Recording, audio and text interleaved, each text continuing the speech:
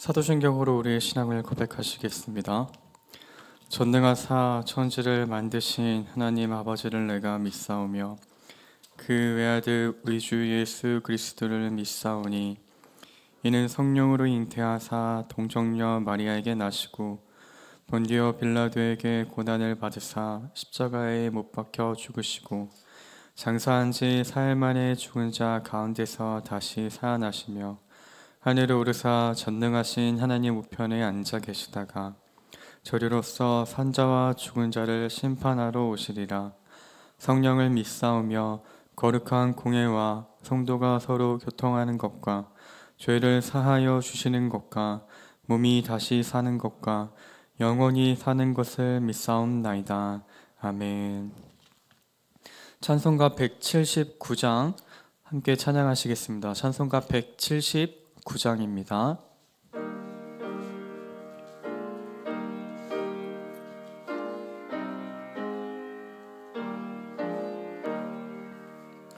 주 예수의 강림이 가까우니 저 천국을 얻을 자 회개하라. 주 성령도 너희를 부르시고 무천사도 나와서 영접하네. 주 예수님 너희를 찾으시니 의심을 하면서 오지 않나.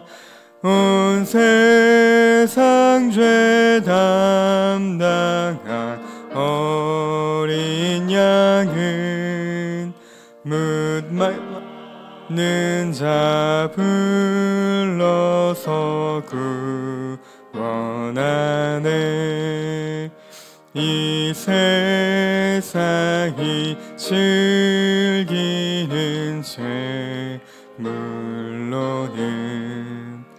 내 근심과 고초를 못 면하리. 또 숨쉴 때 위로를 못 얻으며 저 천국에 갈 길도 못 찾으리. 내 아버지 주시는 생명 양식 다 배불리 먹고서 영생하라. 곧 의심을 버리고 주께 오면 그 한없는 자비를 힘입으리.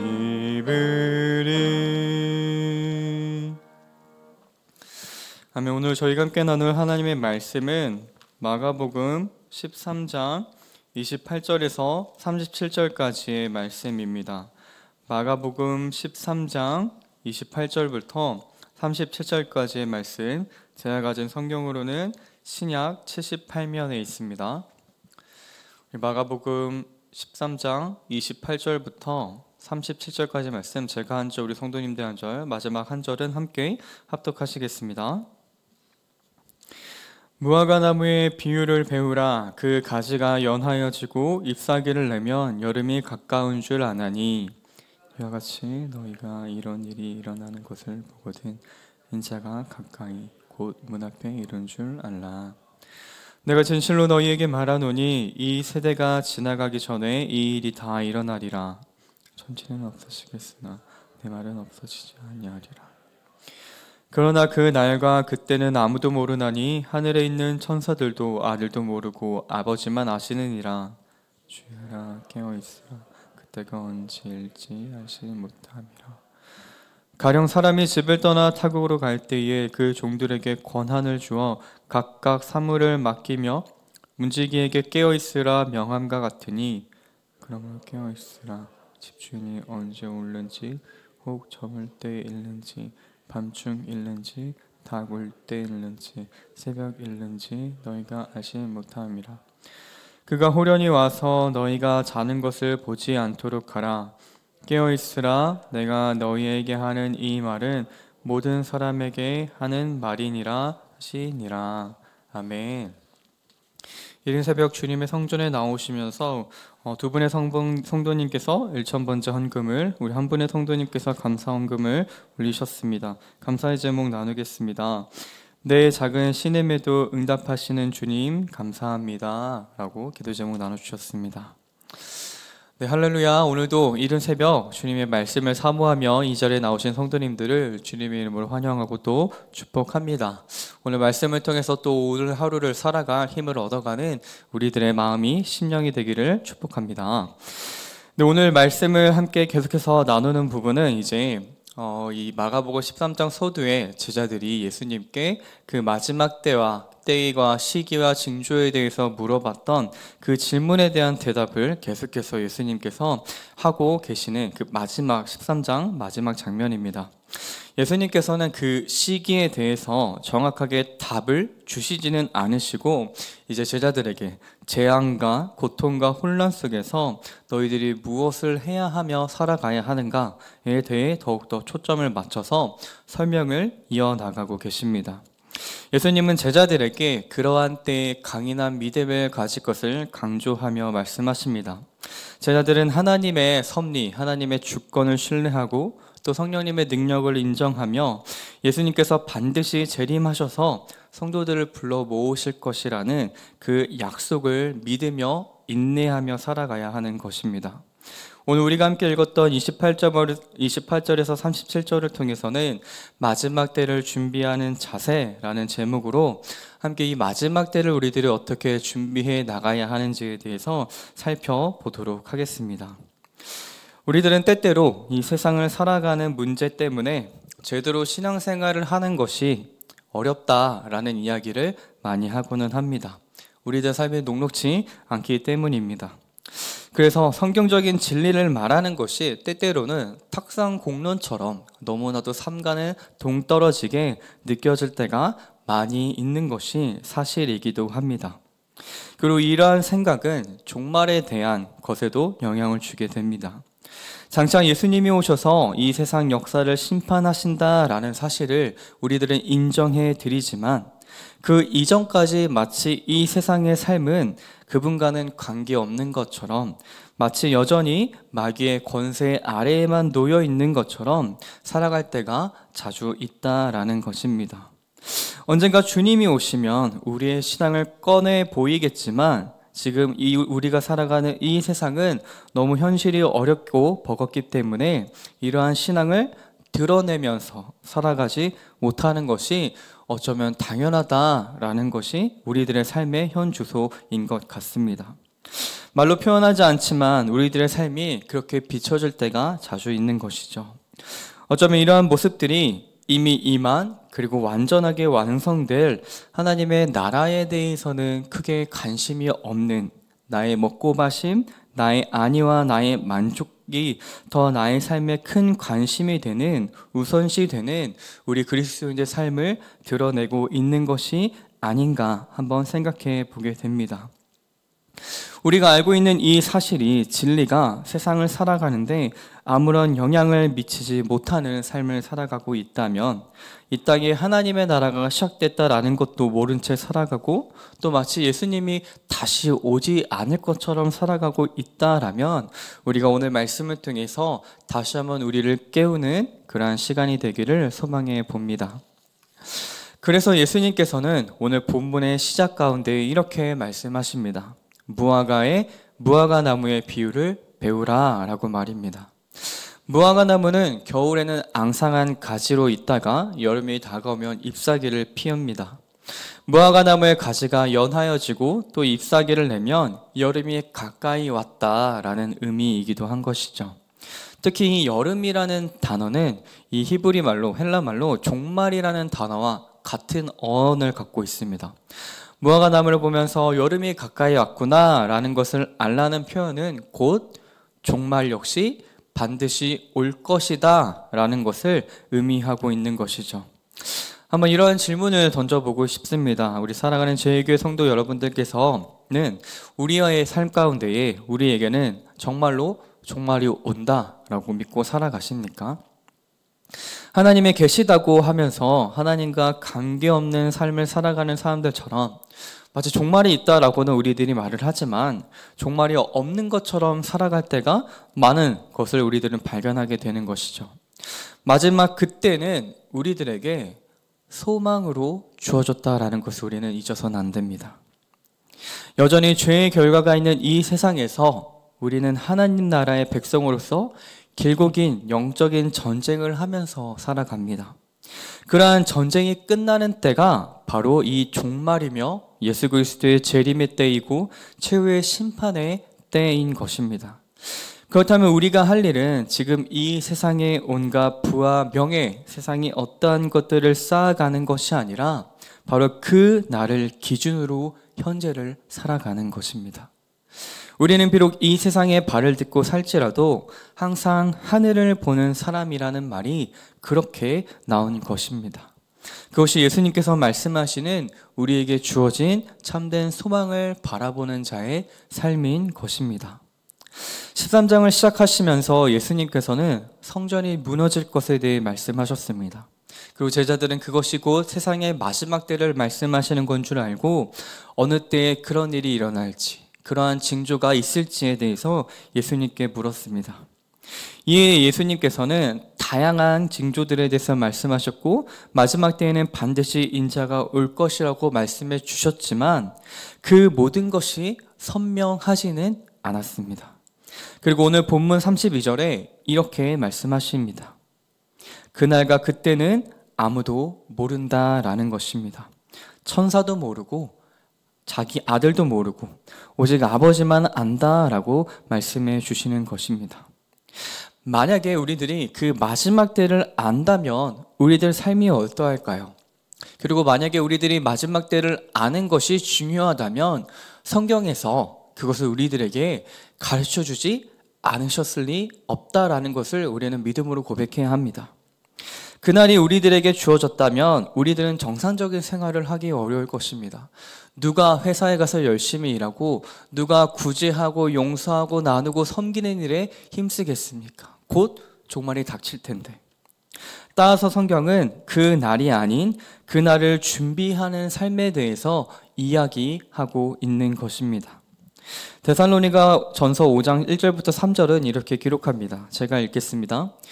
형제들아, 때와 시기에 관하여는 너희에게 쓸 것이 없음은 주의 날이 밤에 도둑같이 이를 줄을 너희 자신이 자세히 알기 때문이라.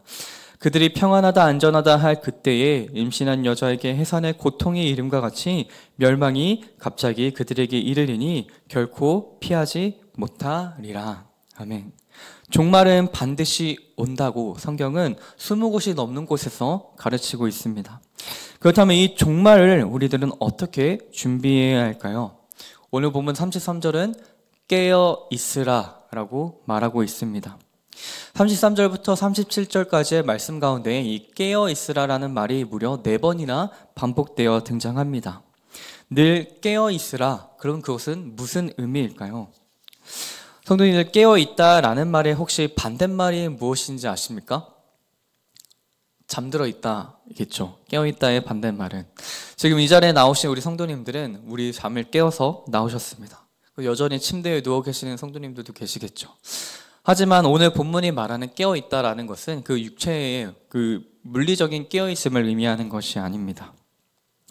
잠들어 있는 사람들은 어떠합니까? 잠들어 있는 사람들은 의식이 없습니다. 자기가 무엇을 해야 하고 또 무엇을 하지 않아야 하는지 분별할 수 없는 상태, 바로 그것이 잠들어 있는 자의 의미입니다. 결국 깨어 있어야 한다라는 말은 자기가 누구인지 알아서 모든 일에 예수님께서 말씀하신 대로 분별하며 살아가는 삶, 그 삶을 깨어 있다라고 표현하고 있는 것이죠. 그것은 곧 예수님이 다시 오신다라는 사실을 알아서 그 사실을 기준으로 살아가는 삶에 대해서 이야기하고 있는 것입니다. 종말에 대한 관심은 그날이 언제인지 그때에 대한 것이 아니라 우리들의 삶에 관한 관심이어야 한다는 것입니다.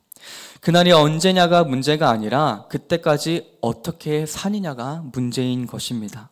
그리고 그 답은 깨어 있어야 한다라고 오늘 예수님께서 우리들에게 말씀해 주시고 계십니다. 우리가 할 일은 종말이 언제인지 예측하는 것이 아닙니다. 종말이 있다는 사실을 알고 믿고 종말이 있는 삶을 살아가는 것이죠. 34절에서는 그 내용을 사람이 집을 떠나 타국으로 가면서 종들에게 권한을 주어 각각 시무를 맡기며 문지기에게 깨어 있으라고 명함과 같다라고 비유합니다. 주인이 타국에서 돌아오는 날이 언제 있는지는 아무도 모릅니다. 하지만 결국 주인은 반드시 돌아올 것입니다. 그러면 늘 주인이 있는 것처럼 살아가야 하는 것입니다. 그래도 우리는 주인이 언제 돌아올지를 알고 싶어 하죠. 왜일까요? 주인이 언제 돌아오는지 알면 그 잠깐이라도 우리는 조금 더 자유함을 느끼고 싶기 때문입니다. 조금 더 편하게, 조금 더 재미있게, 조금 더 즐겁게 그 시간들을 활용하고 싶기 때문이죠.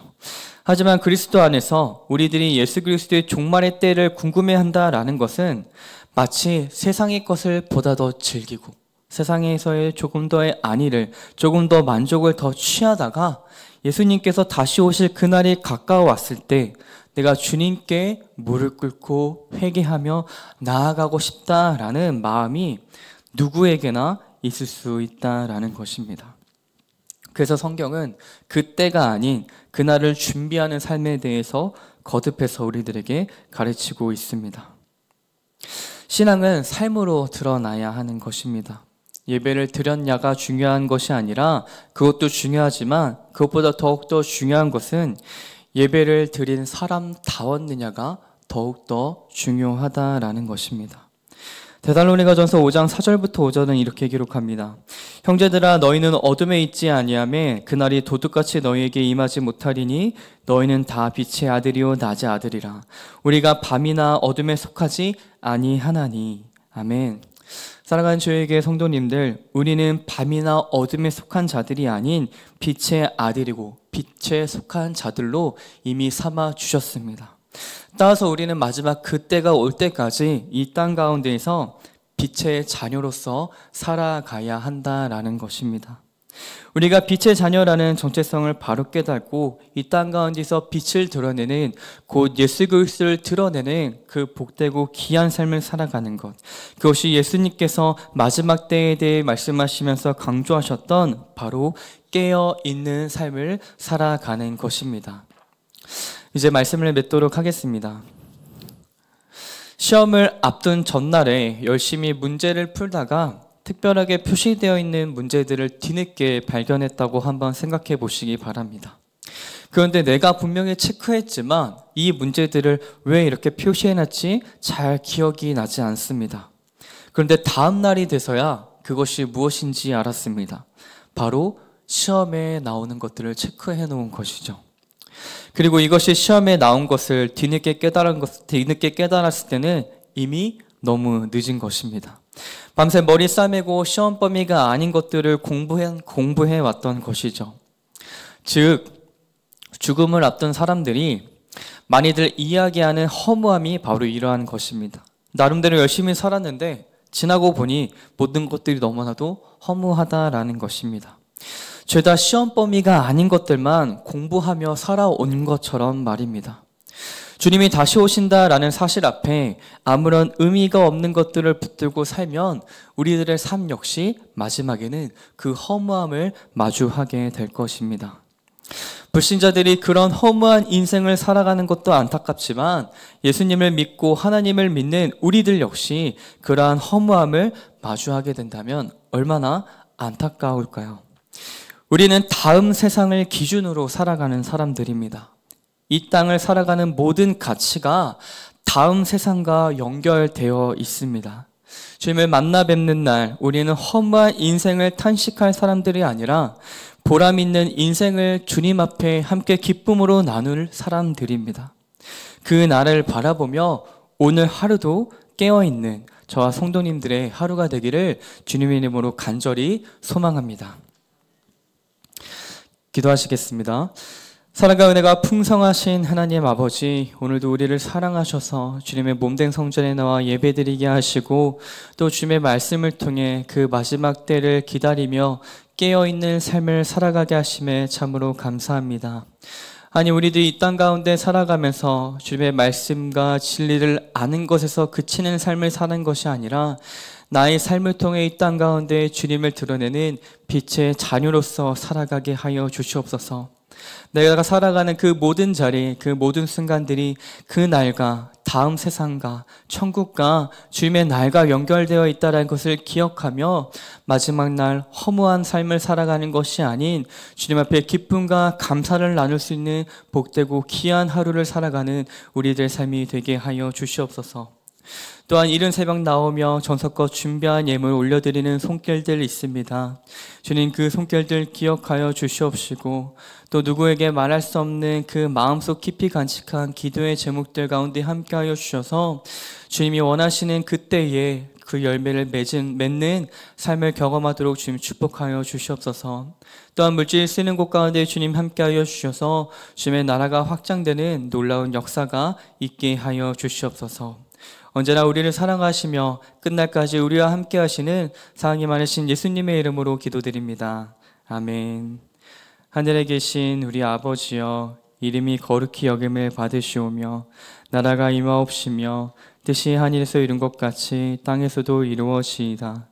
오늘날 우리에게 일용할 양식을 주옵시고 우리가 우리에게 죄 지은 자를 사하여 준 것 같이 우리의 죄를 사하여 주옵시고 우리를 시험에 들게 하지 마옵시고 다만 악에서 구하옵소서.